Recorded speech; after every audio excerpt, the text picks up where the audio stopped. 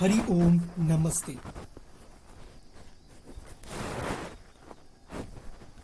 विश्व के नवयुगों को समर्पित ऑडियो बुक ब्रह्मचर्य साधना। लेखक श्री स्वामी शिवानंद सरस्वती।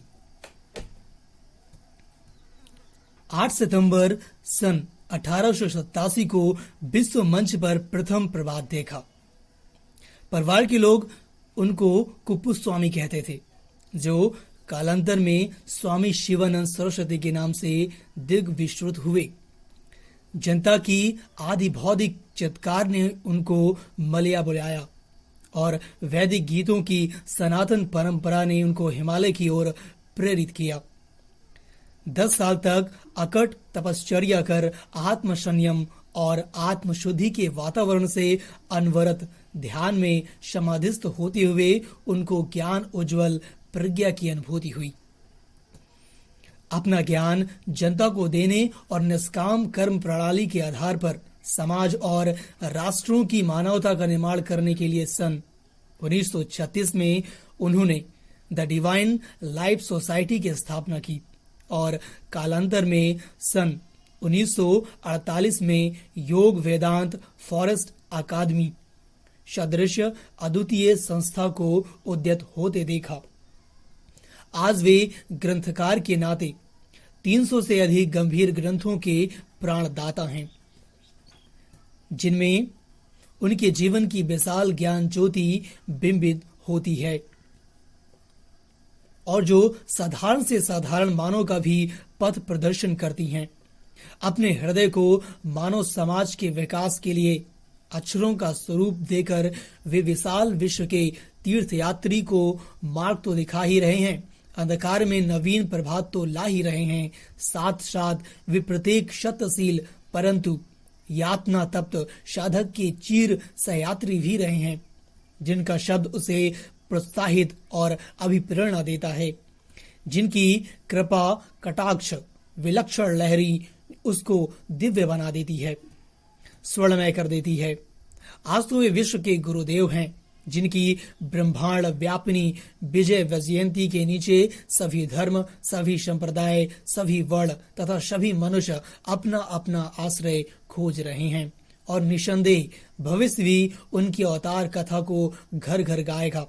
उन्होंने अपने दिग्विजय व्यक्तित्व को परात्पर जीवन में तन्मय कर दिया था। वे 14 जुलाई सन 1963 को महासमाधि में लीन हुए।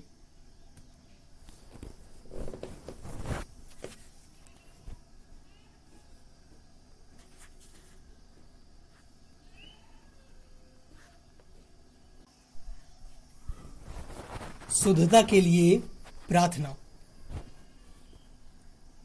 हे करुणामय प्रेममय स्वामी, हे प्रभु, मेरी आत्मा के आत्मा, मेरे जीवन के जीवन, मेरे मन के मन, श्रोत्रों के श्रोत्र, प्रकाशों के प्रकाश, सूर्यों के सूर्य, मुझे प्रकाश तथा शुद्धता प्रदान कीजिए।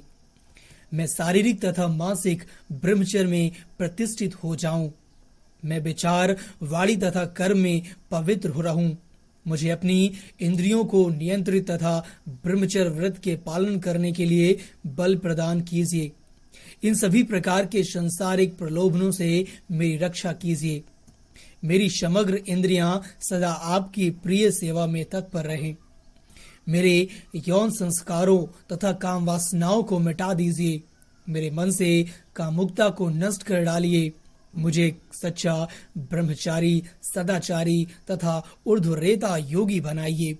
मेरी दृष्टि विशुद्ध हो, मैं सदा धर्म मार्ग पर चलूं। मुझे स्वामी विवेकानंद, स्वामी दयानंद, भीष्म पितामह, हनुमान अथवा लक्ष्मण के समान शुद्ध बनाइए। मेरे सभी अपराधों को क्षमा कीजिए, क्षमा कीजिए। मैं आपका हूँ, मैं आपका हूँ। त्राही त्राही, रक्षा कीजिए, रक्षा कीजिए। प्रचोदयात प्रचोदयात, प्रबुद्ध कीजिए, प्रबुद्ध कीजिए। मेरा पथ प्रदर्शन कीजिए। हरिओम।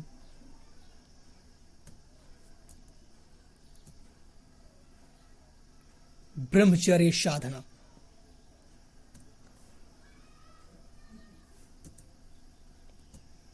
प्रथम खंड काम प्रपंच।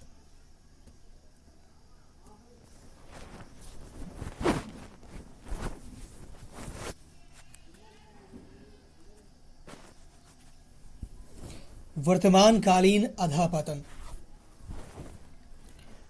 पुरुष के समक्ष एक महान भ्रांति है, वह नारी के रूप में उसको उद्विग्न करती है। इसी प्रकार स्त्री जाति के समझ भी एक महान भ्रांति है जो पुरुष के रूप में उसको उद्विग्न करती है। आप एम्स्टर्डम, लंदन अथवा न्यूयॉर्क कहीं भी जाएं, इस प्रतिभाषिक विश्व का विश्लेषण करने पर आपको केवल दो ही पदार्थ उपलब्ध होंगे, कामुकता तथा अहंकार। नैसर्गिक काम प्रवृत्ति मानव जीवन में सर्वाधिक महान आग्रही मांग है। काम ऊर्जा अथवा काम वासना मानव में सर्वाधिक बद्धमूल नैसर्गिक प्रवृत्ति है। काम ऊर्जा मन, बुद्धि, प्राण, इंद्रियां तथा समस्त शरीर को संपूर्णता आपूरित करती है। ये मानव प्राणी के संगठक तत्वों में प्राचीनतम तत्व है। व्यक्ति में सहस्त्राधिक कामनाएं होती हैं, किंतु उनमें प्रमुख तथा सबल कामना है संभोग की कामना। मूलभूत कामना है पति अथवा पत्नी के रूप में एक साथी के लिए आग्रही मांग। सभी इतर कामनाएं इस एक प्रमुख मूलभूत कामना पर आश्रित होती है।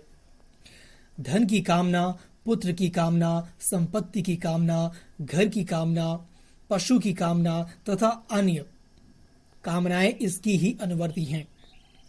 क्योंकि इस ब्रह्मांड की संपूर्ण रचना को बनाए रखना है, अतः विधाता ने संभोग की कामना को अत्यधिक बलवती बनाया है।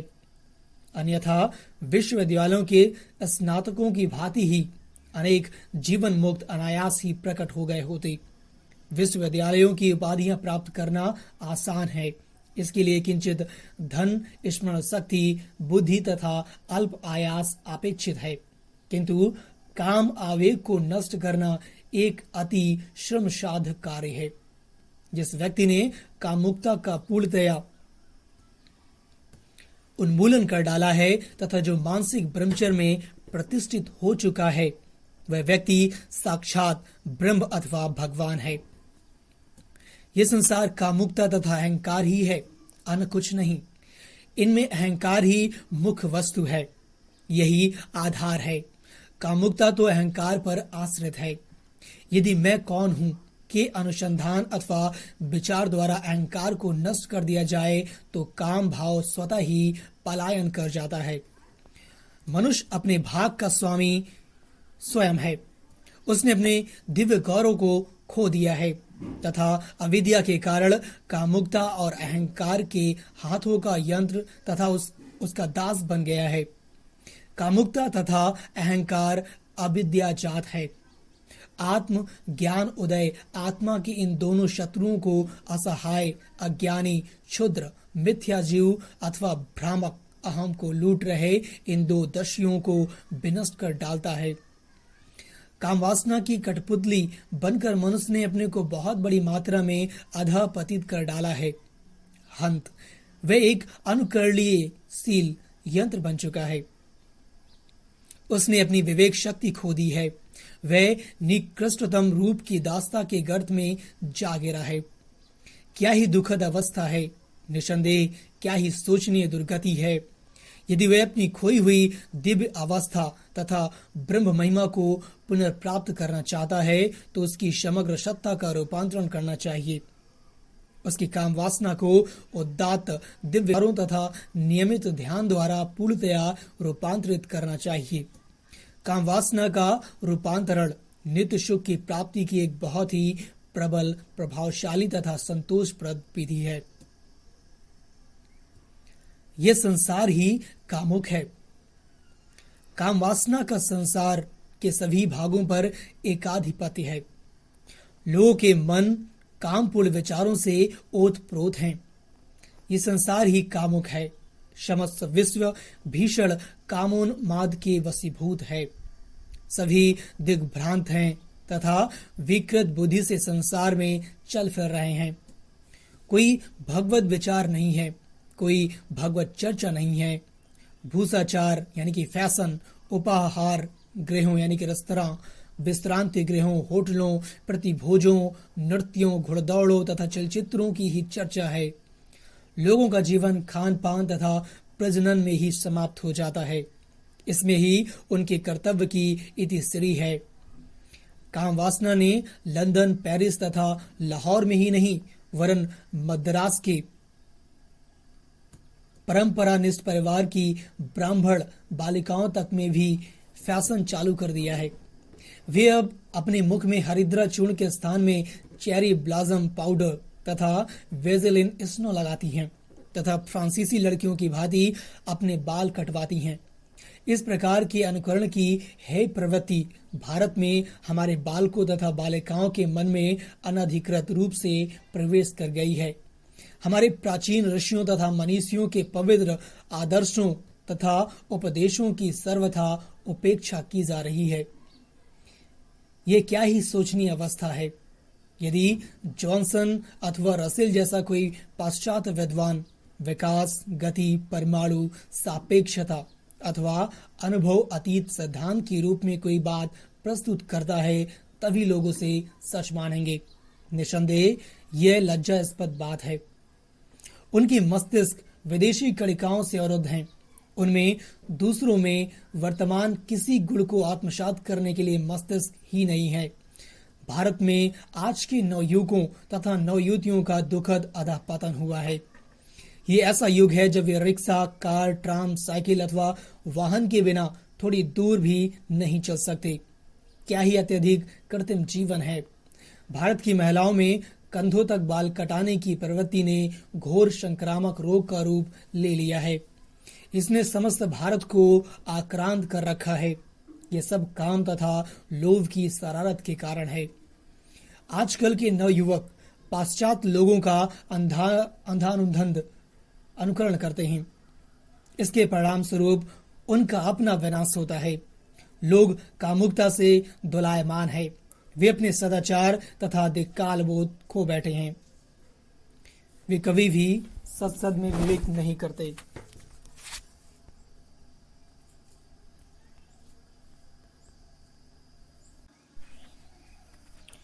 वे अपना लज्जा भाव भी सर्वथा खो बैठते हैं। यदि आप शत्रु न्यायालयों के समक्ष न्यायिक विचारार्थ आने वाले लूटपाट, बलात्कार, अपहरण, आक्रमण, हत्या इत्यादि अपराधों को पूरा व्रत पढ़ें तो आप पाएंगे कि इन सब के मूल में लिप्सा ही है। चाहे वह धन की लिप्सा हो अथवा विषय सुख की। कामुकता जीवन, कांति, बल, जीवन शक्ति, स्मृति, संपत्ति, कीर्ति, पवित्रता, शांति, ज्ञान तथा भक्ति को नष्ट कर डालती है। अपनी बुद्धि पर गर्व करने वाले मनुष्य को पशु पक्षियों से शिक्षा ग्रहण करनी चाहिए। पशुओं में भी मनुष्य अधिक आत्म संयम होता है। एकमात्र इस तथाकथित मनुष्य ने ही अति भोग से अपनी अधोगति कर ली है, अपना विनाश कर लिया है। वह कामोत्तेजना के आवेश में आकर ही हे कृत्य को बारंबार दोहराता है।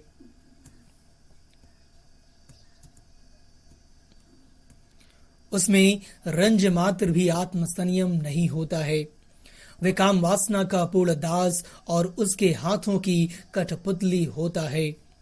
वह खरगोशों की भांति प्रजनन करता तथा संसार में भिक्षुओं की संख्या में वृद्धि करने के लिए अगणित बच्चों को जन्म देता है। सिंह, हाथी, बैल तथा अन्य शक्तिशाली पशुओं में मनुष्यों से अधिक आत्म संयम होता है। सिंह वर्ष में केवल एक बार सहवास करते हैं। स्त्री जातीय पशु गर्भ धारण करने के पश्चात जब तक उनके बच्चों का दूध पीना नहीं छूट जाता तथा जब तक वे स्वयं स्वस्थ तथा हृष्ट पुष्ट नहीं हो जाते तब तक पुंजातीय पशु को अपने पास फटकने नहीं देते। मनुष्य ही प्रकृति के नियमों का उल्लंघन करता है, फलतः अगणित रोगों से पीड़ित होता है। उसने इस विषय में अपने पशुओं के स्तर से भी नीचे अधपतित कर डाला है। जैसे राजकोष, प्रजा तथा सेना के अभाव में राजा राजा नहीं है, सुगंध के अभाव में पुष्प पुष्प नहीं है, जल के अभाव में नदी नहीं है, उसी प्रकार ब्रह्मचर्य के अभाव में मनुष्य मनुष्य नहीं है। आहार, निद्रा, भय तथा मैथुन ये पशु तथा मनुष्य दोनों में उभय नष्ट है।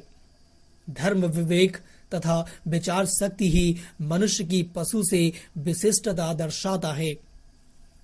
ज्ञान तथा विचार की प्राप्ति एकमात्र वीर के परिरक्षण से ही संभव है। यदि किसी व्यक्ति में ये विशिष्ट गुण उपलब्ध नहीं है तो उसकी गणना वस्तुतः साक्षात पशु में ही की जानी चाहिए। जब काम, जो इस संसार में सभी सुखों का स्रोत है, समाप्त हो जाता है, तब समस्त संसारिक बंधन जिनका आश्रय स्थान मन है समाप्त हो जाते हैं। सर्वाधिक संघातिक विष भी काम की तुलना में कोई विष नहीं है। पूर्वोक्त तो एक शरीर को दूषित करता है, जबकि उत्तरोक्त अनुक्रमिक जन्मों में प्राप्त होने वाले अनेक शरीरों को कलुषित करता है। आप वासनाओं, कामनाओं तथा संयोगों और आकर्षणों के दास बन गए हैं। आप इस दयनीय अवस्था से कब ऊपर उठने जा रहे हैं? जो व्यक्ति यह बोध रखते हुए भी कि संसार के विनाशकारी पदार्थों में अतीत तथा वर्तमान में सुख का आत्यांतिक अभाव है, अपने विचारों के द्वारा उनसे चिपके रहकर उनमें उलझे रहते हैं। वे यदि और बुरे नाम के नहीं तो गधा कहलाने के अधिकारी तो है ही। यदि आप विवेक संपन्न नहीं हैं, यदि आप मोक्ष के लिए यथाशक्ति प्रयास नहीं करते और यदि आप अपना जीवन काल खाने पीने तथा सोने में ही व्यतीत करते हैं तो आप चौपाया ही हैं। आपको उन चौपायों से कुछ पाठ सीखना है जिनमें आपकी अपेक्षा कहीं अधिक आत्मनिग्रह है। आज मानव जाति जो मैथुन अपकर्ष से अभिभूत है, उसका सीधा सा कारण यह तथ्य है कि लोग यह मान बैठते हैं कि मानव प्राणी में एक नैसर्गिक काम प्रवृत्ति है, किंतु बात ऐसी नहीं है। नैसर्गिक काम प्रवृत्ति प्रजनक होती है। यदि पुरुष स्त्रियां प्रजनन तक ही संभोग को सीमित रखें तो यह स्वयं में ब्रह्मचर्य पालन ही है, क्योंकि बहुसंख्यक लोगों के लिए ऐसा कर पाना असंभव ही होता है। अतः जो लोग जीवन के उच्चतर मूल्य चाहते हैं उनके लिए पूर्ण संयम का विधान किया गया है। जहां तक ज्वलंत मुमुक्षुत्व वाले साधक का संबंध है, उसके लिए ब्रह्मचर्य एक अनिवार्य शर्त है, क्योंकि वह अपना वीर्य किंचित भी नष्ट नहीं कर सकता। प्रत्येक संसारिक कामना को तुष्ट करना पाप है। शरीर को तो दिव्य विषयों में दत्त चित्र आत्मा का दीनहीन दास होना चाहिए। मानव की रचना ही भगवान के साथ मानसिक संपर्कमय जीवन यापन करने के लिए हुई थी, किंतु वह दुष्ट दानवों के प्रलोभन के वशभूत हो गया। उन्होंने उसे भगवत ध्यान से विरत करने तथा सांसारिक जीवन की ओर ले जाने के लिए उसकी प्रकृति के विषयी पक्ष का लाभ उठाया।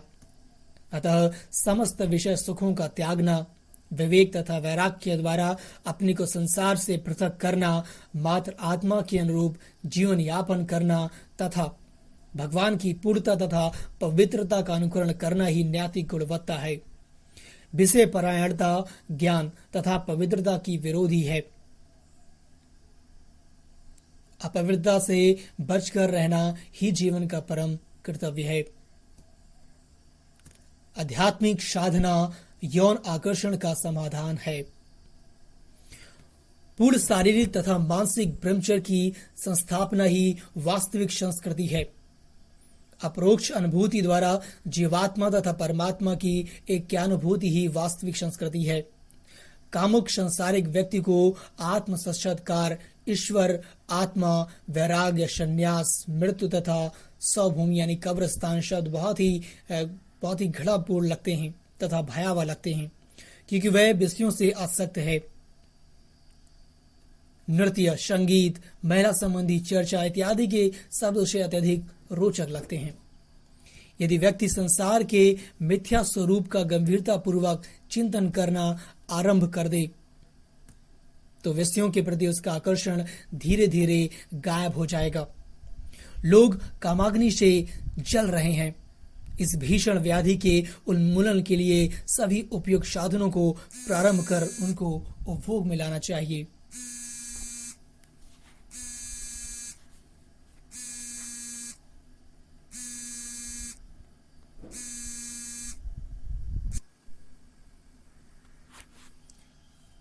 इस भयानक कामरूपी शत्रु का उन्मूलन करने में विविध प्रकार की पद्धतियों में से जो भी उनके सहायक हो, उनसे सभी लोगों को पूर्ण रूप से परिचित कराना चाहिए। यदि वे एक विधि से असफल हो जाते हैं तो अन्य विधि का आश्रय ले सकते हैं। काम तो असंस्कृत लोगों में पाए जाने वाली एक पाशविक प्रवृत्ति है। इस बात से पूर्ण अवगत होते हुए भी कि पवित्रता की प्राप्ति तथा सतत ध्यान अभ्यास के द्वारा आत्म साक्षात्कार प्राप्त करना ही जीवन का लक्ष्य है। व्यक्ति को बारंबार इंद्र क्रियाओं को दोहराते रहने से लज्जित होना चाहिए। आपत्तिकर्ता कह सकता है कि इन विषयों की चर्चा खुलेआम न करके गुप्त रूप से करनी चाहिए। यह गलत है। तथ्यों को छिपाने से क्या लाभ है? तथ्यों को छिपाना तो पाप है। आधुनिक संस्कृति तथा नवीन सभ्यता के इन दिनों में, वैज्ञानिक प्रगति के इस युग में संभवतः कुछ लोगों को ये पंक्तियां रुचिकर न लगे। वे टिप्पणी कर सकते हैं कि इनमें कुछ शब्द कड़कटु, विभत्स, क्रोधजनक तथा अश्लील हैं तथा सुसंस्कृत रुचि वाले व्यक्तियों के लिए उपयुक्त न होंगे। ये उनकी नितांत भूल है। ये पंक्तियां मोक्षकामी पिपासु साधकों के मन पर बहुत गहरी छाप छोड़ेंगी। उनके मन पूर्णतः परिवर्तित हो जाएंगे। आधुनिक समाज के उच्च वर्ग के लोगों में कोई आध्यात्मिक संस्कृति नहीं है। शिष्टाचार केवल दिखावा है। आप सर्वत्र ही अत्यधिक दिखावा, पाखंड, मिथ्या, शिष्टता, निरर्थक औपचारिकताएं तथा रूढ़ियां देख सकते हैं। हृदय तल से कुछ भी नहीं निकलता। लोगों में निष्कपटता तथा सत्यनिष्ठा का अभाव है। ऋषियों के महावाक्यों के उद्गार तथा धर्म ग्रंथों के अमूल्य उपदेश कामुक तथा संसारिक व्यक्तियों के मन पर कुछ भी छाप नहीं छोड़ते। वे कठोर भूमि पर बोए हुए बीज के समान अथवा अपात्र व्यक्ति को प्रदान किए हुए अच्छे पदार्थ के समान है। यदि मनुष्य अपवित्र जीवन यापन से होने वाली गंभीर क्षति को स्पष्टतया जान जाता है तथा पवित्र जीवन यापन द्वारा जीवन के लक्ष्य को प्राप्त करने का निश्चय कर लेता है, तो उसे चाहिए कि वह अपने मन को दिव्य विचारों, धारणा, ध्यान, स्वाध्याय तथा मानवता के सेवा कार्य में व्यस्त रखे। सभी यौन आकर्षणों का मुख्य कारण आध्यात्मिक साधना का अभाव ही है।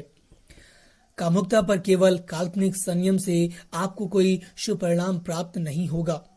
आपको सामाजिक जीवन की समस्त औपचारिकताओं का निर्ममता पूर्वक उच्छेदन तथा शारीरिक व्यवहार से मुक्त पवित्र जीवन यापन करना चाहिए। आंतरिक निम्न प्रवृत्तियों के प्रति आपकी उदारता आपको यातना लोक में पहुंचा देगी। इस विषय में बहाना बनाने से कोई लाभ न होगा। आपको उदात्त आध्यात्मिक जीवन के अपने अभियान में शतशील होना चाहिए। उत्साहहीनता आपको पूर्व दुख अवस्था में ला छोड़ेगी। मित्रों, अब इस माइक संसार रूपी पंख से जाग जाइए। काम वासना ने आपकी तबाही कर डाली है क्योंकि आप अविद्या में निमग्न हैं। पूर्ववर्ती जन्मों में आपके कितने ही करोड़ माता पिता, स्त्री तथा पुत्र हो चुके हैं। यह शरीर मल से पूर्ण है। इस मल दूषित शरीर का आलिंगन करना क्या ही लज्जा की बात है। यह केवल मूर्खता ही है। इस शरीर का मोह त्याग दीजिए। शुद्ध आत्मा की महिमा पर ध्यान के द्वारा इस शरीर के साथ तदात्म्य भी त्याग दीजिए। शरीर की उपासना त्याग दीजिए। शरीर के उपासक तो असुर तथा राक्षस हैं। दोस्तों, अगले पार्ट में हम जानेंगे ब्रह्मचर्य, आज की तत्कालिक आवश्यकता और भी बहुत कुछ।